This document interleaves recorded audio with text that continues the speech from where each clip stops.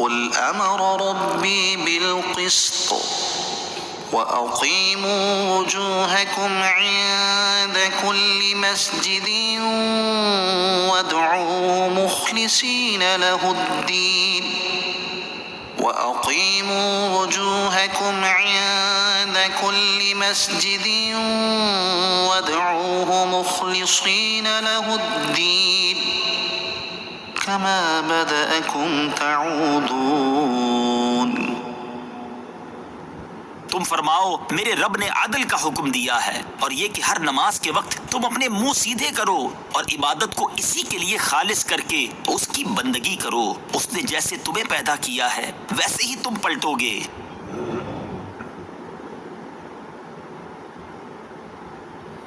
اس سے پہلی آیات میں ان بری باتوں کا ذکر تھا جن سے اللہ تعالیٰ نے منع فرمایا ہے، اور اس آیت میں ان اعمال کا ذکر کیا گیا ہے جن کا اللہ تعالیٰ نے حکم دیا اور جن سے وہ راضی ہے، تاکہ بندے پہلی قسم کے کاموں سے بچیں اور دوسری قسم کے کام کریں۔ کس کے کئی معنی ہیں۔ نمبر 1 حصہ، نمبر 2 عدل و انصاف، نمبر 3 ظلم، نمبر 4 درمیانی چیز یعنی جس میں افراط و تفریط یعنی کمی زیادتی نہ ہو۔ اکثر مفسرین کے نزدیک یہاں آیت میں قسط عدل و انصاف کے معنی میں ہے۔ یہ لفظ بہت سی چیزوں کو شامل ہے۔ عقائد میں عدل و انصاف کرنا، عبادات میں عدل کرنا، معاملات میں عدل کرنا، بادشاہ کا عدل کرنا، فقیر کا انصاف کرنا، اپنی اولاد، رشتہ داروں اور اپنے نفس کے معاملے میں عدل کرنا وغیرہ، یہ سب اس میں داخل ہے۔ وَأَقِيمُوا وُجُوهَكُمْ، اور تم اپنے منہ سیدھے کرو۔ مفسرین نے اس آیت کے مختلف معنی بیان فرمائے ہیں۔ امام مجاہد اور مفسر سدی کا قول ہے کہ اس آیت کا معنی یہ ہے کہ تم جہاں بھی ہو نماز کے وقت اپنے چہرے کعبہ کی طرف سیدھے کر لو۔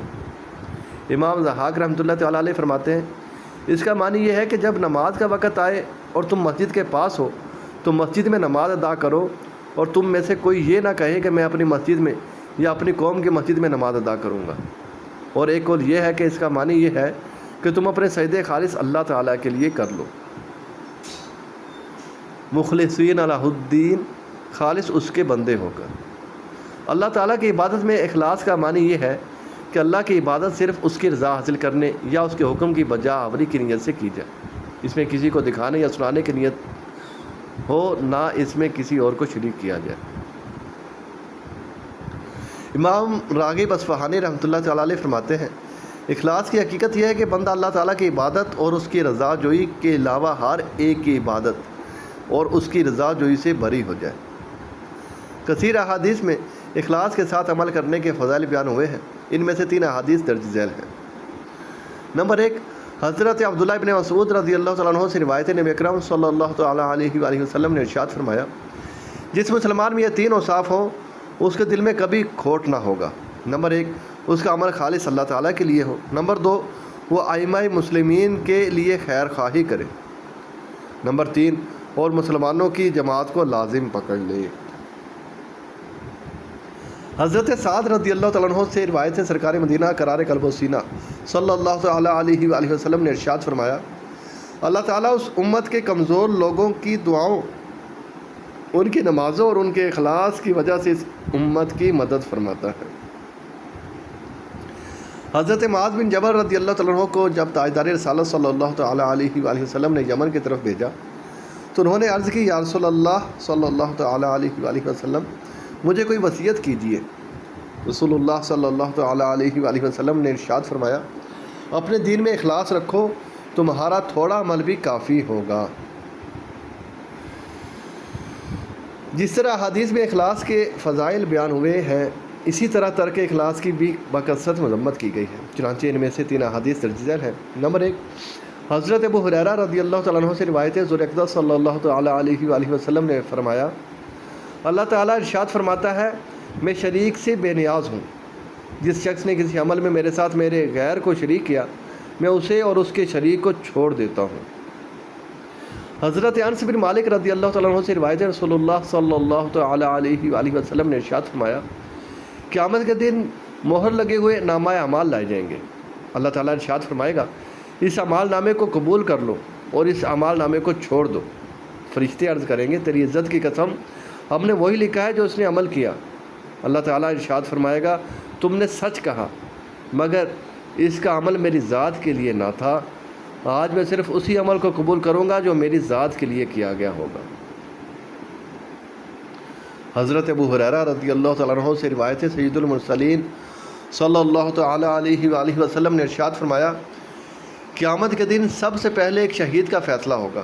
جب اسے لایا جائے گا تو اللہ تعالیٰ اسے اپنی نعمتیں یاد دلائے گا، وہ ان نعمتوں کا اقرار کرے گا، پھر اللہ تعالیٰ ارشاد فرمائے گا تو نے ان نعمتوں کے بدلے میں کیا عمل کیا؟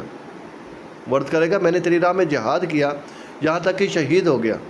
اللہ تعالیٰ ارشاد فرمائے گا تو جھوٹا ہے، تو نے جہاد اس لیے کیا تھا کہ تجھے بہادر کہا جائے اور وہ تجھے کہہ لیا گیا۔ پھر اس کے بارے میں جہنم میں جانے کا حکم دے گا تو اسے منہ کے بل گھسیٹ کر جہنم میں ڈال دیا جائے گا۔ پھر اس شخص کو لایا جائے گا جس نے علم سکھایا اور قرآن پاک پڑھا، وہ آئے گا تو اللہ تعالیٰ اسے بھی اپنی نعمتیں یاد دلائے گا، وہ بھی نعمتوں کا اقرار کرے گا۔ پھر اللہ تعالیٰ اسے دریافت فرمائے گا تو نے ان نعمتوں کے بدلے میں کیا کیا؟ وہ عرض کرے گا میں نے علم سیکھا اور سکھایا اور تیرے لیے قرآن کریم پڑھا۔ اللہ تعالیٰ ارشاد فرمائے گا تو جھوٹا ہے، تو نے اس لیے علم سیکھا تاکہ تجھے عالم کہا جائے اور قرآن پاک اس لیے پڑھا کہ تجھے قاری کہا جائے اور وہ تجھے کہہ لیا گیا۔ پھر اسے بھی جہنم میں ڈالنے کا حکم ہوگا تو اسے منہ کے بل گھسیٹ کر جہنم میں ڈال دیا جائے گا۔ پھر ایک مالدار شخص کو لایا جائے گا جسے اللہ تعالیٰ نے ہر طرح کا مال عطا فرمایا تھا، اسے لا کر نعمتیں یاد دلائی جائیں گی تو وہ بھی ان نعمتوں کا اقرار کرے گا۔ اللہ تعالیٰ ارشاد فرمائے گا تو نے ان نعمتوں کے بدلے کیا کیا؟ وہ عرض کرے گا میں نے تیری راہ میں جہاں ضرورت پڑی وہاں خرچ کیا۔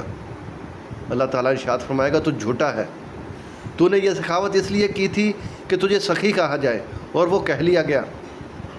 پھر اس کے بارے میں جہنم کا حکم ہوگا تو اسے بھی منہ کے بل گھسیٹ کر جہنم میں ڈال دیا جائے گا۔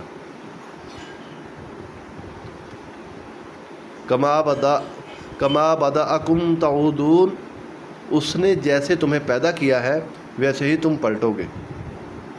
حضرت عبداللہ ابن عباس رضی اللہ تعالیٰ عنہما فرماتے ہیں اللہ تعالیٰ نے ابتدا ہی سے بنی آدم میں سے بعض کو مومن اور بعض کو کافر پیدا فرمایا، پھر قیامت کے دن اللہ تعالیٰ انہیں ویسے ہی لوٹائے گا جیسے ابتدا میں پیدا فرمایا تھا، مومن مومن بن کر اور کافر کافر بن کر۔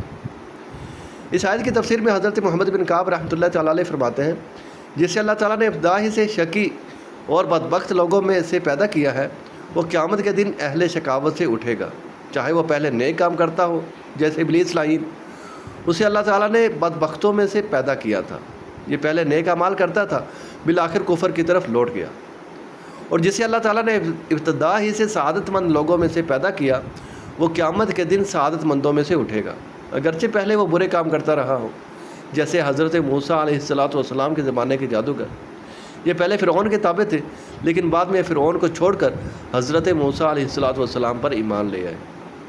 اور اس آیت کی ایک تفسیر یہ کی گئی ہے کہ جس طرح انسان ماں کے پیٹ سے ننگے پاؤں، ننگے بدن اور ختنہ کیے بغیر پیدا ہوا تھا، قیامت کے دن بھی اسی طرح ننگے پاؤں، ننگے بدن اور ختنہ کے بغیر اٹھے گا۔